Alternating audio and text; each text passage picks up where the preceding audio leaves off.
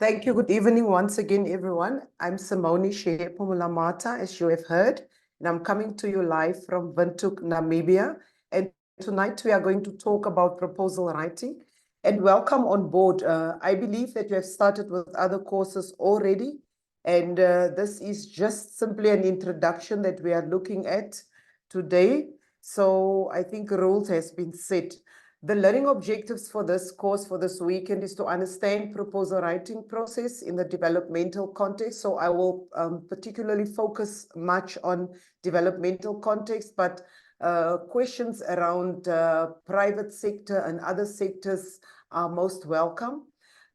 Explain the importance of proposal writing, describe your own responsibility and support mechanisms available in the proposal writing process. We are also going to look at the structure and the concept notes and what happens, why do people fail to solicit funds, and then also apply relevant donor reporting requirements and listing the support mechanisms available. But in no particular order, we are going to start first with introduction. And tonight, as I said, it's just us getting to know each other and just an introduction so that we can see how we go about and how much we grasp. Now, what is a proposal? I always say that everyone that has ever been in a relationship has gone through a process of proposal. So you already hear the word relationship, reaching out, speaking of. It is also a tool that we use to acquire funds or a contract and a plan of action. That is also a proposal. But a proposal can also be a presentation or a suggestion of intents in natural terms. So there are three aspects of a proposal if we want to speak of the developmental context. A persuasive tool that convinces people with funds who don't know you that you are worth funding, and for those who know you to continue a flow of funding, or meaning knowing in the context of somebody that has funded you before. And in the case of a contract, the proposal often becomes part of the contract. So we always say, be careful what you promise, because a promise becomes valid in a contract speaking of the agreement that goes with the proposal. And then in a plan of action, the proposal spells out what you are going to do, how you are going to do it, and where you are going to do it. Doing means implementation, and when you are going to do it and why you are going. So our 5 W's and H comes into play when it comes to your plan of action with a proposal. So that in a nutshell are the issues that we want to look at when we want to talk of what is a proposal. More details on this definition will come as we go to the next phase in the next session, which is tomorrow. Funding in the NGO sector or in the international donor sector. There are different sources of funding, and there are different actors that come into play when it comes to funding. And the nature and scope of funding differ both in terms of the geographical setup and in terms of the need. Funding can come from government, ministerial grants, and subsidies. Now, in every country, every government has pockets of funding that are available for developmental issues, and especially for community interventions. So if you are aware of that, that is your channel when it comes to the government. Sometimes they announce it, but sometimes it is just there available. In most nations, I've discovered that if the population, the general population, are not aware of it, they usually do not access, or they do not get access to it. These kind of informations come when you are interested in what is happening in governments, when you are connected to structures, connected in the sense that you are knowledgeable of what is happening, or you are working within the structure. But this information also comes through general civic education. And then secondly, there are bilateral and multilateral institutions. These are the donor institutions or the development agencies of the different nations within our countries. They normally work through embassies. You hear about the USAID, agency, all the agency for developments. These are the institutions that we are referring to. And then there are also foundations. Foundations can be manned or managed by individuals. There are corporate partnerships. Corporate partnerships can be in country. It can also be international. It can be public-private. And then there are also private individual donors. These are 5 categories that I can spell out to you. And still on the NGO funding sector, the bilateral institutions I've mentioned to you, I've given you examples of AID, but there are also others that you might be aware of, like the NORAD, the DFID, GIZ, which are the Germans, DANIDA, the Danish Irish Aid, and the country embassy offices like that I've mentioned. These are just a few examples. So as individuals that are working, whether you are in private sector or public sector or NGO sector, you should be aware of these different agencies and what they are funding. And then also, you also have your multilateral funding agencies like the UN agencies, the European Union, Africa Development Bank, IMF, and so on. The common funding thematic areas that we are aware of, these are just a few, but there are so many. Children's rights are being funded, gender-based violence, very popular, human rights funding, is HIV/AIDS funding, poverty issues are funded, and these are the developmental agencies that are funding these, health, education. Very popular at the moment is mental health and psychosocial support. Then there's advocacy, and there's governance funding. In our country at the moment, I can make an example in terms of the human rights and governance issues. There's a lot of funding at the moment for diplomacy. And then in terms of other health related issues, there's so much funding for mental health and there's so much funding for psychosocial support available. However, you still have to go through the processes. And in mapping with your programs, the main themes would be relevant for us or for you. So most agencies will both implement activities themselves and work as a donor. What am I saying? Donors will come to you and say, this is what we are funding for this particular year. And within these donor fundings, you will also get different categories of funding. Different categories of funding. For example, there's the type of funding that goes directly to the community. There's funding that goes to business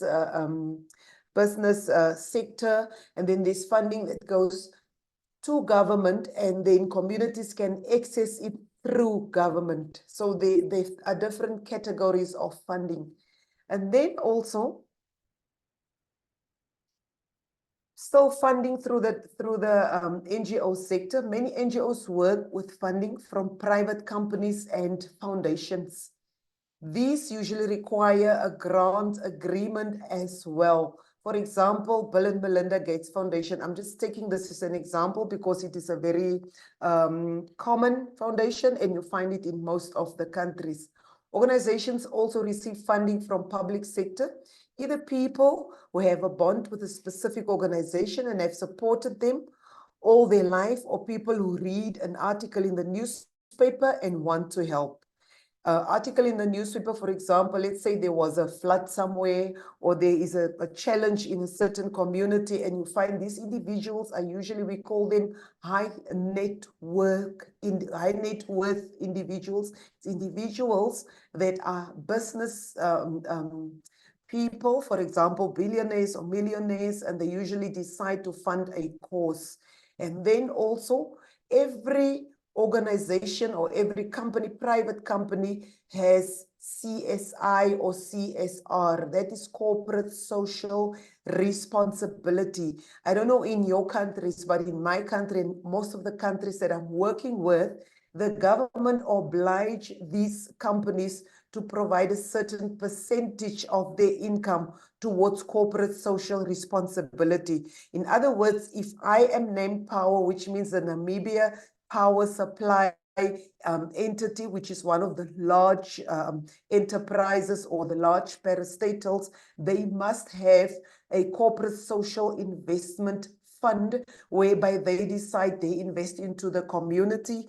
Whether it is a kindergarten they are funding, whether they decide to fund sports or youth development, whether they decide to fund education, but there's an obligation on the part of the government for them to fund towards such. And that comes as part of their planning. It is also observed when it comes to taxation and payments of taxes and so on. So if you have a heart for development, you'll always be ready to participate in this. And what am I saying? Sometimes we are also requested to donate or to give a fund. And every donor funding that you see, when you study resource mobilization and donor relations, you will see every donor funding comes directly or indirectly from an individual. So when you have a heart for development and you are ready to participate, if there is a disaster in your community, a flood, or there's a veld fire, or whatever happens, and the community decide to get together and they pull the little resources they have and they start to help as individuals without funding, then you will find it usually attract the attention of the donors, especially if it goes into media. And then also, many times the donor agencies focus their attention on specific crisis, and it is usually launched as an emergency appeal. So an emergency appeal are natural disasters like floods. They can be wars, earthquakes, disease outbreaks, and so on. This usually get huge responses. A typical example was during COVID-19, where you saw that there were lockdowns, everything was shut down, and all that was left was for communities to work together and support everyone in need. So all funds raised through such campaigns that are emergency funding or emergency appeals will always go directly to the specific emergencies directly. These are direct funds. Most charities work with a balance between different types of fundings. For example, large UK charities such as Save the Children, it's one of the organizations that is very known, Oxfam, Islamic Relief Worldwide, or we get Comic Relief, and then there's also these organizations, the Comic Relief, Islamic Relief, they receive about 45% of the income through corporate donations or corporate partners. As said earlier, every fund comes directly or indirectly from an individual. One of the organizations I worked for example, we were in 136 countries, and that is the SOS Children's Villages. If any one of you have ever worked for them or are currently working for them. So what happened with such is our focus was child protection. However, we had countries like the developing countries that also had children's villages. And we looked after orphans and vulnerable children, children at risk of losing parental care, but also children that has already lost parental care. So what happened in these countries, because of the conditions in these Western countries, they were able to take very well care of these children, and they decided to extend their funding to disaster to individuals, migrants that come from the developing countries, and then also to humanitarian issues as well. So what happened was all the Western countries within the SOS Children's Villages got together, and they decided each country will select a number of countries in Africa and in the developing world, so that they can also inject funding into these countries. So There is also a way in which they fund a certain percentage goes towards running costs, for example, or towards children villages. And then also some organizations gain funding by trading activities. And this could be through selling cards, stickers, charity shops, and so on. Nowadays, we promote social enterprise as well. And I will talk about that as we go through this course, because I believe it's time for Africa to take care of Africa. And that is why it's important for us to begin to look into social enterprise as well, and see how we can sustain ourselves at the end of the day. How is that done? Through what we call sustainable path. Nowadays, when we train individuals in proposal writing, we recommend that you put a sustainability strategy within your proposal. And with the sustainability strategy, you will then be able to come up with an exit strategy, which will calculate from either mid-proposal, midterm proposal, or towards the end of the proposal, where you now go into your sustainable path.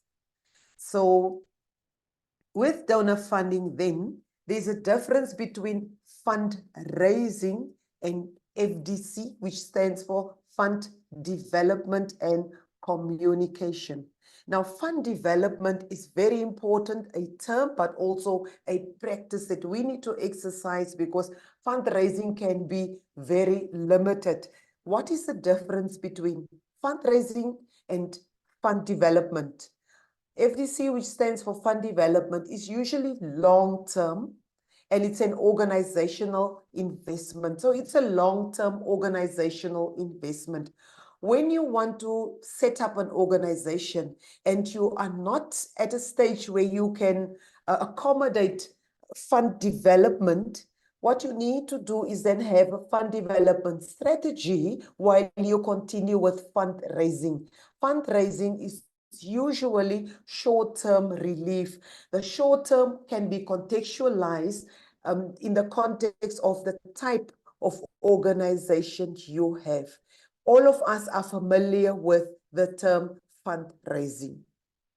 Now, what we also recommend is that you have a resource mobilization strategy. Some organizations have a fundraising strategy, but they also have a fund development strategy. Fund development is huge, it's broad, it's comprehensive. Then also, fund development is a sensible investment planning integrated into programs. In other words, into the organization. It's investment planning. It's part of the planning. It is integrated into the organization. Why is it integrated? You will have your fund development individuals, and you will have categories of individuals. Just a simple example, in a child development organization like the SOS Children's Villages, we had to employ somebody that oversees the entire fundraising department. So that was the fund development coordinator. And what this person had to look at was fundraising leadership. We also had to look at institutional partnership development. We also needed to look at the fundraising systems. We needed to look at the different types of donors. And as a result of that, we could put a strategy together.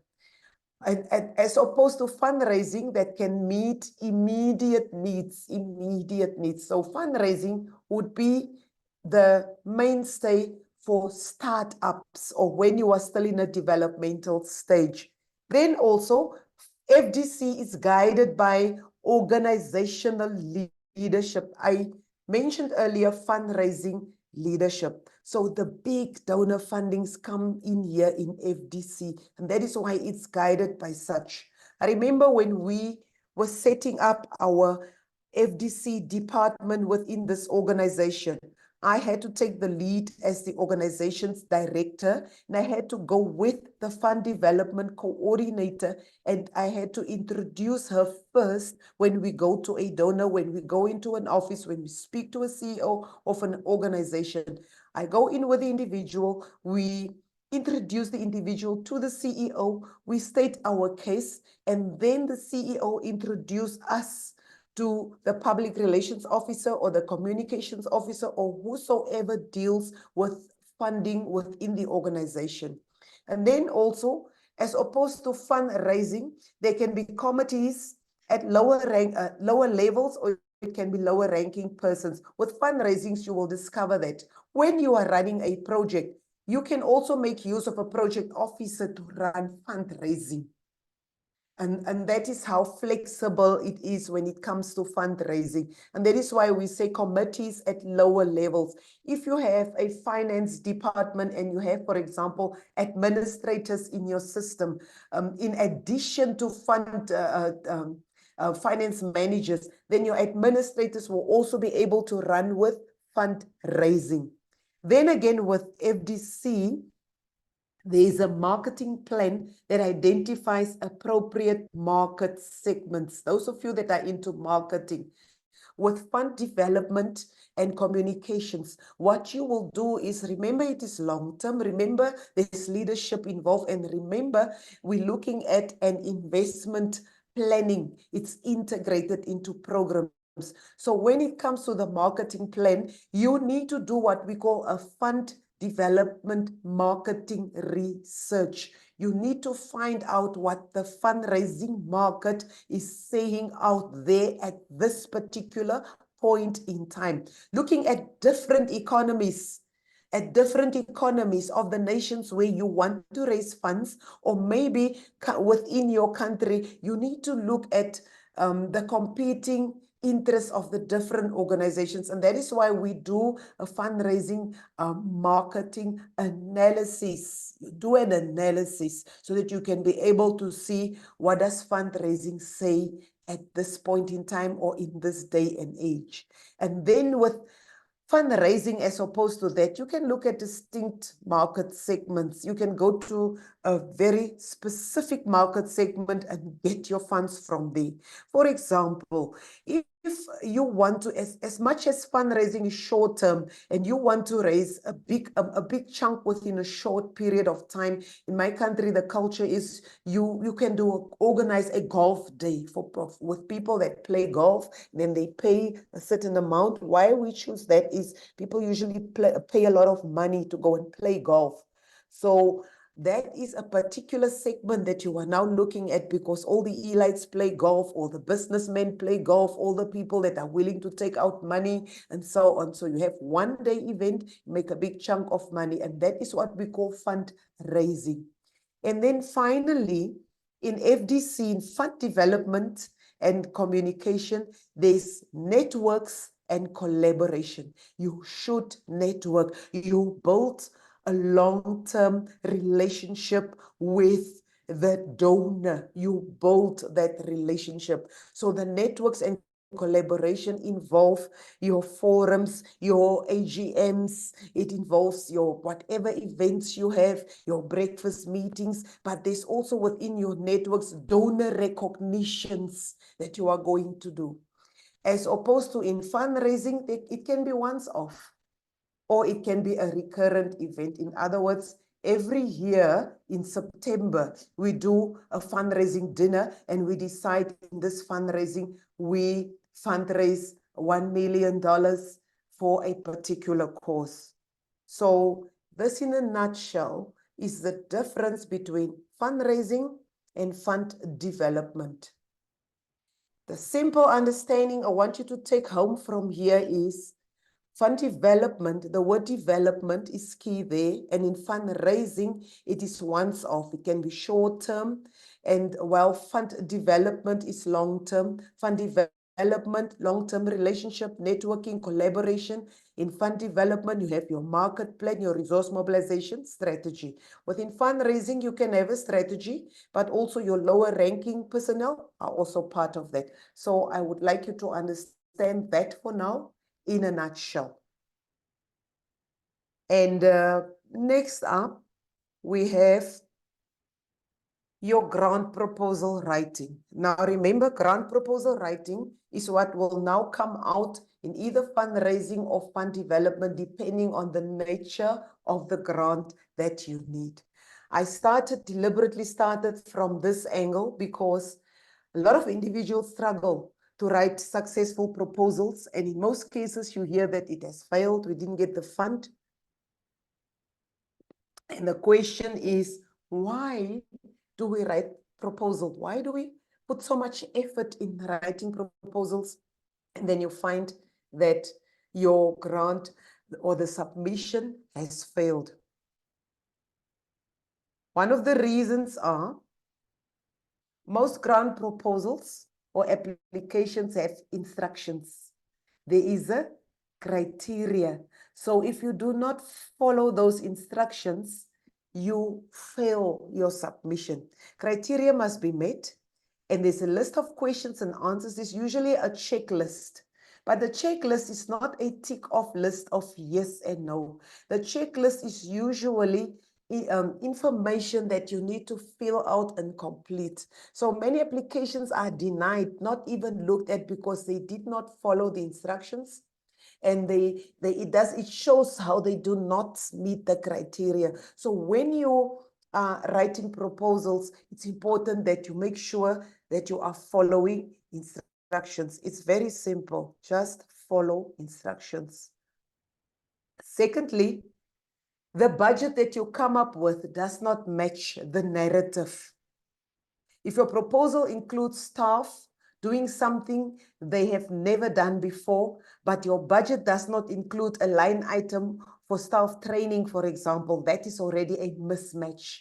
So if you say you will work with 250 new people from the community in your proposal, but your budget covers 50 items for 50 people, that is already a mismatch. And then also you always have to review your budget to make sure amounts are consistent throughout your proposal. And that is important for you, for your proposal to be looked at, because you know some donors, they will scan through first, look at AZE, and if AZE is in place, it take a second look. So it's important for us to understand that. So number 2 reason why proposals fail is when there's a mismatch in the budget.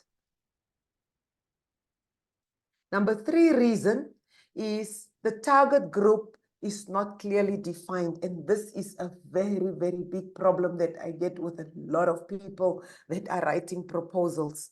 Your target group is not clearly defined. There are vague statements such as we will work with local populations that are not currently reached by other organizations. That is too general. You cannot say we will work. Local populations must be broken down and very, very clearly defined, and based upon your demographics, your geographic area, and other factors that will explain the context, specific needs, and the situation. So you need to be able to clarify that to the individual. That is why a tip for when you are writing a proposal, write with the end reader in mind, the end recipient of the information. That is important. And number 4 reason is funders fund solutions to problems, not activity. All the years people would submit activities like training and all sorts of activities, but nowadays they are funding solutions to problems. So if you write your proposal, if you present a proposal to me, I should be able to read what you are telling me. Your problem is clearly stated and your solutions are very clearly stated, because every person that funds wants to know the problem that his or her funding is solving. So you need to recognize that. And the problem that you are solving should begin with a description of your project and should wrap up with your project summary. It should be clear how each activity you describe in your proposal will address the problem that you are trying to solve. The lack of a plan, many times you can see that this person does not have a plan. You know, when I always ask people to draft a concept note is very simple. It gives you basics. The concept note will already tell you if the person know or understand what he talks about. Then from the concept note, we can now ask questions, and that will be able to tell us whether there's an understanding of what is being presented. So what are we saying? I've given you some reasons why proposals fail.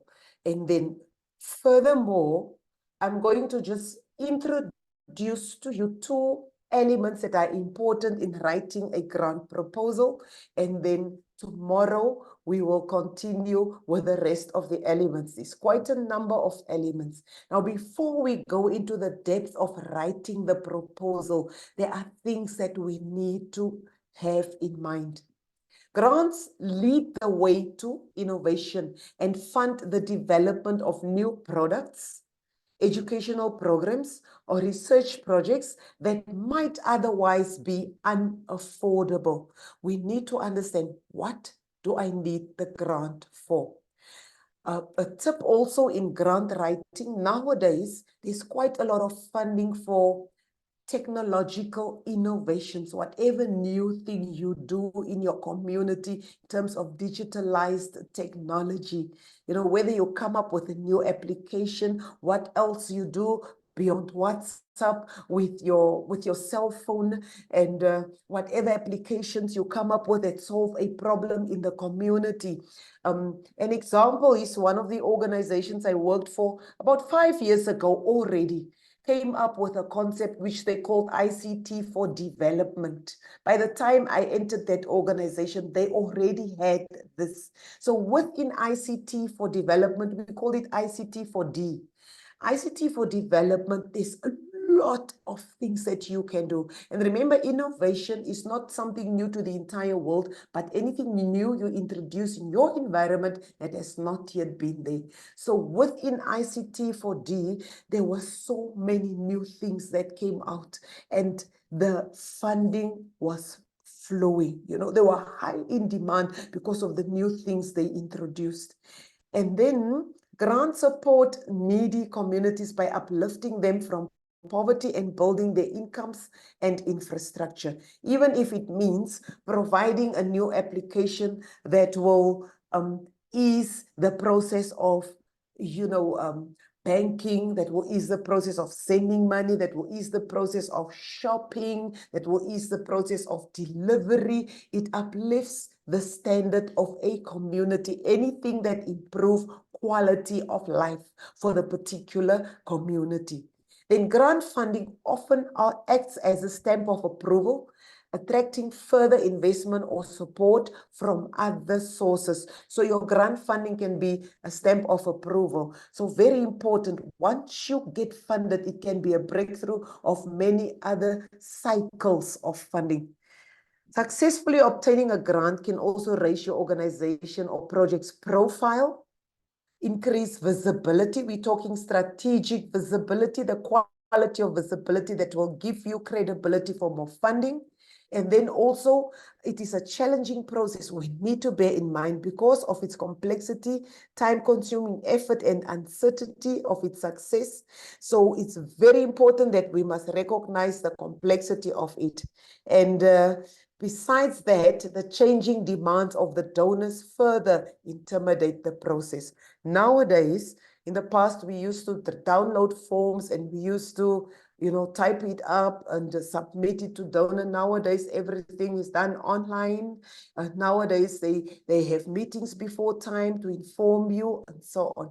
So these are the few things that you need to understand about grant proposals before you even decide to start writing. Now, as we are talking here, there's no institution that does not need funding or periodic funding from time to time, and there's no institution that is not in one or the other cycle of funding. All these apply to you.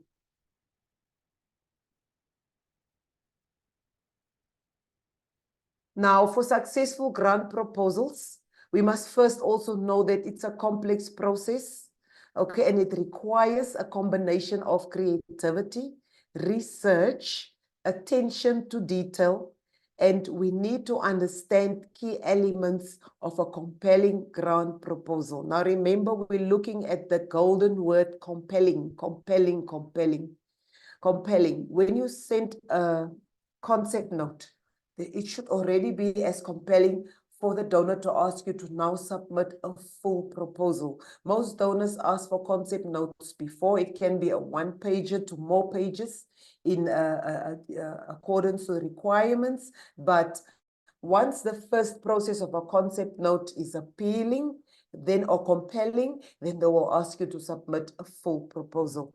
So again, on successful grant proposals, the number one thing you need to do is you must research thoroughly. You must do thorough research. Research thoroughly. Identify potential funding sources. Under research, you must identify first. We are looking at a team or an individual that is assigned to lead a team. You identify potential funding sources. First, you're looking at the source that align with your project's organization's objectives. Secondly, it can include government agencies, private foundations, or corporate giving programs. Now, when we say that align with your organization's objectives, there are organizations that child protection focused entity or NGO cannot take funding from. For example, a few years ago, we had to block individuals requesting for funding from Adidas. You know Adidas, the sportswear that we are wearing, because their products were manufactured by children, child laborers. There was child labor involved. Now, if you are an organization that stands for child protection, you cannot get funding or ask funding from such an organization because it is conflict of interest and you are contradicting your cause. So we are looking at the organization's objectives. Most of the American organizations will ask you to do terrorist checks. They've got all these data checks of people and so on. We call it terrorist check because they also check for your affiliation to terrorist organizations. I remember very well, there was when I worked on child labor for the International Labor Organization, which was funded by the US Department of Defense, US political desk. I remember where they did checks on even our consultants that we contracted to execute some of our research. And unfortunately, one of them were found to have been doing a program with an organization in Afghanistan. And this was simply an occupational health and safety program for workplaces in Afghanistan. But because of the terrorist issue between these two countries, we could not get this individual as a consultant, but he was very, very competent. Now, remember, he's not a terrorist. It's just his affiliation. So these are the kind of things. Does it serve in the interest and the need of the organization's objectives? And the other issue around the terrorism here is some of these organizations use children as soldiers as well. So the second thing is, after you've identified your potential funding sources, you review the funding guidelines. Every fund that is given to you has guidelines. You must pay attention to eligibility criteria. In eligibility criteria, they will tell you we are funding countries in this area, and the list of countries will be there, and then the criteria will be narrowed. The organization should be in this country, and it should be looking at education, and it should be education of socially disadvantaged individuals in rural areas. So you look at all the criteria. Now, what we do is when we train individuals to source funding, what we advise them is, if your eligibility criteria has not been looked at, don't go ahead. Once it tells you a yes or a no, then you can move to your next step. You should also look at funding priorities and application deadlines to ensure that your project meets their requirements. So many people come, ask, help me with whatever, and you tell them, okay, talk to me on Tuesday. evening this time, and the individual failed the Tuesday evening, it's scary because you will not even be able to meet that funding deadline. So individuals that can stick to deadline, to me, it's just a strong leadership quality, and it's ethical, and it's an issue of integrity, and it's very applicable when it comes to your fund or your grant application. Then thirdly, you must research past grants. Get a sense of their priorities and the types of projects they support. Past grants, maybe you've received grants before from a particular organization. Then you can research all your grants in your organization. For those of you who come in new or maybe new into the position, it's always important for you to go back to what we call institutional memory. What happened before you came, or what do you have in your archives that you can look into? And then you look at what are the priorities, what made you to win that grant, what made you to get the funding and the renewal of the funding. So you look at all those issues, and what are the issues that the donors don't fund and that they don't agree with. Again, donor agencies like the EU, for example, and the EADs of this world, what they do is they train you in the rules, donor rules and regulations. They train you in those issues. So you need to understand what their priorities are, and they will tell you which positions they will bring in or which positions you can bring in. So that is also important. And then also use online resources, such as grant databases. There's a lot of grant databases, search engines to identify additional funding opportunities that may be good or a good fit for your project. You need to use online resources. If you have good libraries in your country, then you can also go and make use of that. Or if you have databases, I believe every successful organization or NGO that are dependent at this moment on donor funding, you must have a donor database. Have a donor database. Secondly, understand application requirements. I've spoken about it earlier, but this is so important in the way forward for the project management that is coming up, but also tomorrow night and the night thereafter. So you must understand application requirements. After looking at your eligibility criteria, you read the guidelines thoroughly. That is also part of it, but you take notes on the key requirements and the deadlines.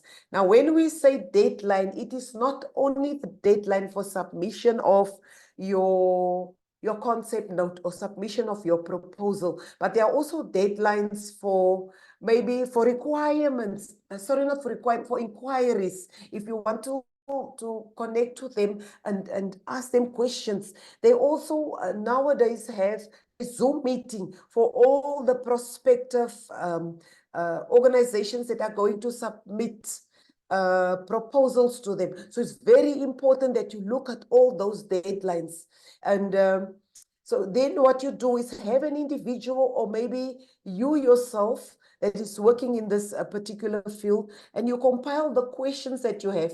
Contact the organization. Sometimes there's an email address and sometimes there's a webinar, but even if there's an information webinar, make sure that you keep your questions ready for the webinar in addition to what they will share at the webinar. And sometimes your questions are responded to within or throughout the webinar. Then you have your answers, which is useful for the grant writing process. And it will help you to stay organized in the process, because sometimes there can be a load of information. So it will also help you to ensure that you don't miss out anything important. Then you can also contact the funding organization. They're often willing to provide guidance and answer any questions that you may have. What I know is from organizations, some of the organizations I worked for that provided funding as well, we had a person on standby to just respond to questions. So it's very important for us to understand these issues. And then plan ahead. Once you understand the requirements of the grant application, create a timeline for completing each step of the application process, you must have a team. Where does the team come from? They do not only come from internally. You might have a key informant somewhere else that provide you information. For example, if it is a health organization or youth development proposal that you are writing, then the Ministry of Youth or another youth organization, or maybe you want to have a consortium partnership, that is your team. So with this team, you also have a plan. We meet every Tuesday at 3 o'clock and we discuss the progress, and you assign responsibilities and you assess progress as well. So once you've done that, you create a timeline, as I'm saying now, for completing each step of the application process with this group. And remember, you must be firm, because the interest and the need of the community you are serving through this grant is most important. So be sure to give yourself plenty of time to gather any necessary documentation and complete the application before the deadline.